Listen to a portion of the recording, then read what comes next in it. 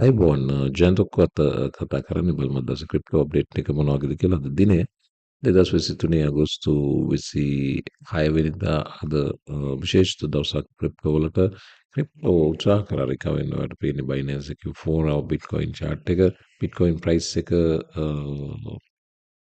reach කරා අද මේ ගත වෙන පැය 24 highest level එක 29,700 දක්වා නමුත් ඒ gain slowly අත හැරමින් යන බව දැන් පේන තියෙනවා මේ අලුත පටන් ගත්ත 4 hour candle එක trending downwards Bitcoin වල තරමක දුර්වල භාවයක් පේන්න තියෙනවා. ඒ කෙසේ වෙතත් පැය කිහිපයකට කලින් අපි හැමෝම එක්ස්පෙක්ට් කළ FOMC rate decision එක රිලීස් වුණා. Details from the Federal Reserve's July hike ජූලි මාසේ rate hike එක තවත් basis point 25කින් ඉහළ ගියා. මේ වෙනකොට අලුත්ම රේට් එක 5.25 to 5.5 මේ රේන්ජ් එක දක්වා රේට්ස් ඉන්ක්‍රීස් කරා. ඉතින් මේකේ වැදගත්කම තමයි මේ රේට් ඉන්ක්‍රීස් එක ගැන මාකට් එක දැනන් හිටියා. මේකේ විශේෂයෙන් මාකට් එක ප්‍රයිස් අමුතු ප්‍රයිසින් නිවීමක් සිද්ධ වුණේ නැහැ. නමුත් ඊට පස්සේ ජෙරෝම් පවල් FOMC මීටින් එකෙන් කමිටි ඩිසිෂන් එකෙන් පස්සේ ප්‍රෙස් කොන්ෆරන්ස් එකේදී දක්වපු අදහස් සම්බන්ධයෙන් මාකට් එක රෙස්පොන්ඩ් කරා. මේක තමයි අද දවසේ මාකට් අවසානයේ පික්චර් එක Dow Jones slightly drop වුණත් overall markets positive තැනක තියන්න අවශ්‍ය දේවල් ටික Federal Reserve Chair Jerome Powell අතින් කියවුණා. ඒ වගේම Fed Chair කියපු තවත් වැදගත් කාරණයක් තමයි මේ press conference එකේදී Fed Chair Powell stressed that the central bank is seeking proof that inflation is durably down and noted that policymakers will take a meeting by meeting approach toward rates. Then මේ decision එක ගත්තට පස්සේ ගොඩක් දුරට ඉඟි කරා මේ අවුරුද්දට තව rate එක කාරණාවක් ඉඟි කරපු කියපු ඩිරෙක්ට්ලි එක කිව්ව මේ අවුරුද්දට තව රේට් හයික්ස් එන්න තියෙන chance එක අවම බව. නමුත් ඒ සියල්ල මේ මම highlight කරපු කාරණාවේ කියනවා වගේම තීන්දුව වෙන්නේ රිලීස් වෙන economic data අනුව දැන් මේ Friday PCEI numbers release වෙනවා. එවැනි කාරණා ඔස්සේ අපි මොනිටර් කරනවා මාකට් එකේ changes ඒ අනුව decisions ගන්න පැකිලෙන්නේ නැති බව සඳහන් කරා. නමුත් මේ අවුරුද්දට ගොඩක් දුරට මේ rates 5.25 5.5 range එකෙන් නවතින chance එකක් තියෙන බව පේන්න තියෙනවා. ඒ කෙසේ වෙතත් 2023ට rate cut එකක් නම් නැති බව තමයි ජෙරෝම් පවල්ගේ අදහස.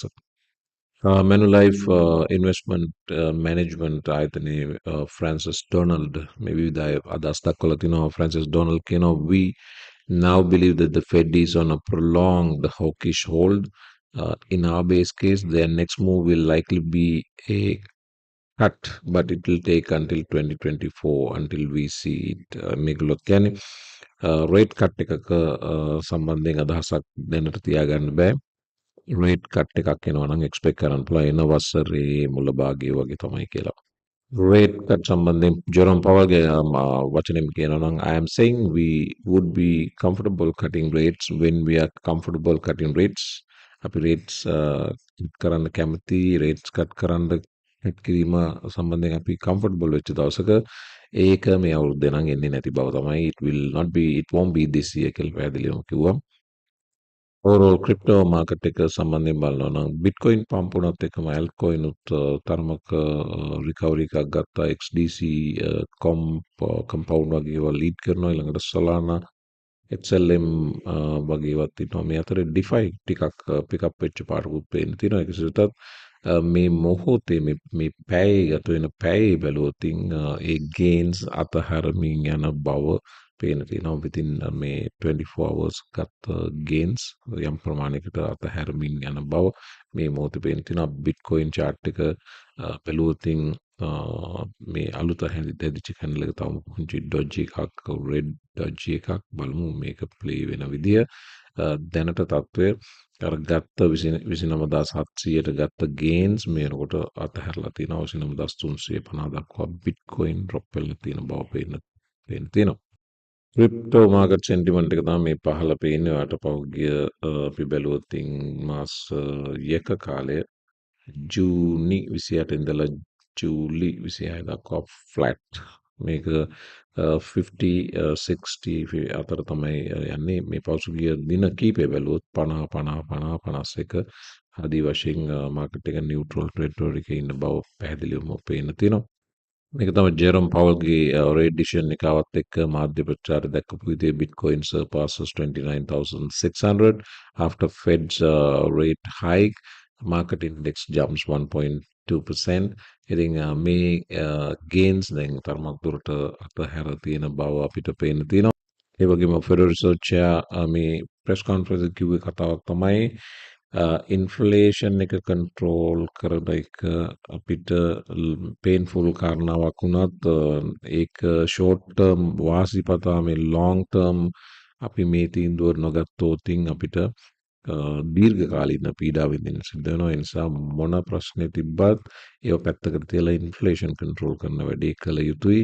තවමත් ඒක අපි කළ යුතුයි දීර්ඝකාලීනව. නමුත් අපි සෑහෙන ගමනක් මේ වෙනකොට 9.1% ඉඳලා ඇවිල්ලා තියෙනවා. ඉතින් ඒ නිසා මේ වෙනකොට ඊටාම සුවදායි තත්වයක නැතත් යම් සැනසිලිදායක යම් තැනකට අපි ඉන්ෆ්ලේෂන් එක ගෙනල්ලා දෙනවා. ඒ නිසා පොඩි chance එකක් අපිට දැන් ගන්න පුළුවන්කම තියෙනවා වගේ වචන කීපයක් ඊ දවසේ කිව්වා. ඉතින් ඒ වගේම Fed insist කරපු කාරණාව තමයි whatever the short term social cost of getting inflation under control, the long term social cost of failing to do so are greater, and the historical record is very very clear on that. ඒකේ අපි කොච්චර తాවකාලික අපහසුතාවයටපත් වුණත් මේක control කරේ නැත්නම් ඓතිහාසික තොරතුරු දත්ත සලකලා බලපුවම එහෙම නොකරොත් ලොං ටර්ම් විඳින්න වෙන දුක පීඩාව ඊට වඩා සෑහෙන වැඩි කියලා. ඒ නිසා අපි ඒ පාරේ යන්නේ අපි මේ පාරේ අපහසු වුණත් යන බව තමයි ජෙරොම් පවල් කියන්නේ. වගේම ජෙරොම් පවල් තුළු මේ FOMC ටීම් එක පසුගිය කාලේ කරපු දේවල් වල යම් හොඳ ප්‍රතිඵල මේ වෙනකොට තියෙනවා. ඒ නිසා මේගොල්ලෝ යන ගමන මාකට් එකට පීඩාකාරී වුණත් හරි බව තමයි මගේ පුද්ගලික හැඟීම සහ මාකට් ඇනලිස්ට්ලාත් ඒ තැනම ඉන්නවා. මාකට්ස් වේගෙන් උඩට පුෂ් නොවෙන්න හේතුත් තියෙනවා. ඒව තමයි මේ ෆෙඩරල් රිසර්ව් චෙයා කිව්වා monetary policy will likely need to be more restrictive for longer. ඒ කියන්නේ මේ ගන්නා තීන්දුව ඉතාම තද විය යුතුයි වගේම ඒවා කාලයක් අල්ලා තිබිය යුතුයි අල්ලලා හිටිය යුතුයි කියන I would say that what our eyes are telling us is that policy has not been restrictive enough for long enough to have its full desired effect. ඉතින් අපේ ටාගට් එක 2% බව නැවතත් දන්නලා තිබ්බා ෆෙඩරල් රිසර්ව් චෙයා ජෙරොම් පවල්. ඒ නිසා එතනට ගේනකම් මේ policy decisions වල flexibility එකක් නැත්නම් අඩුවීමක් හිල්වීමක් බලාපොරොත්තු වෙන්න නොහැකි බව තමයි ෆෙඩ් චෙයා නොකිය කිව්වේ. ඒක මාකට් එකට ඒ තරම් හොඳ සුවදායක නිවුස් එකක් නොවන බව ඔයගොල්ලන්ට තේරෙනවා. මේ වාර්තාවට අනුව බිට්කොයින් පම්ප් වෙන්න තව ටික කාලයක් යන බව තමයි මේ වාර්තාවේ කියන්නේ. මේකේ ඇනලිසිස් මේ ඇනලිස්ට් කියන්නේ බිට්කොයින් කියන්නේ බෙයා මාකට් එකක බොටම් එකයි ඊළඟ හාවින් එකයි මේ chart එක ගොඩක් පුංචියට පේන්නේ. ඊළඟ හාවින් එකයි අතර සම්බන්ධකමක් තියෙනවා. ඒ සම්බන්ධය තමයි දින සාමාන්‍යයෙන් 525ක් 530ක් අතර කාලයක් තියෙනවා බිට්කොයින් බොටම් එකයි ඊළඟ හාවින් එකයි අතර. දැන් ඒ historical data එක බලපුවම මේ previous අවස්ථා දෙකක් ඒ විදිහට සිද්ධ වෙලා තියෙනවා. ඒ historical data අනුව බලපුවම තාම මේ දින 530 සම්පූර්ණ වෙලා නැහැ. ඒ නිසා මේක මේ වසරේ සිද්ධ වෙන්නේ එන වසරේ අප්‍රේල් මාසයේ වගේ කාලේ තමයි නැවත පම්ප් වෙනවා නම් පම්ප් වෙන්නේ කියන කතාව තමයි බිට්කොයින් මේ historical data string කියන්නේ. මේ chart එක glassnode chart එකක් මේකේ වැදගත් කතාවක් කියනවා. මේ කතාව තමයි Bitcoin whale position changes whale volume එක to and from exchanges ඒගොල්ලන්ගේ net position change එකේ decline වීමක් පෙන්වනවා. මේ රතු ලයින් එක මැද්දේ වාට පේනවා නම් මේ රතු ලයින් එක තමයි whale position change එක. ජූලි මාසේ මේ මැද භාගයේ සහ මේ වෙනකොට බලනකොට drop එකක් පෙන්නනවා පැහැදිලි.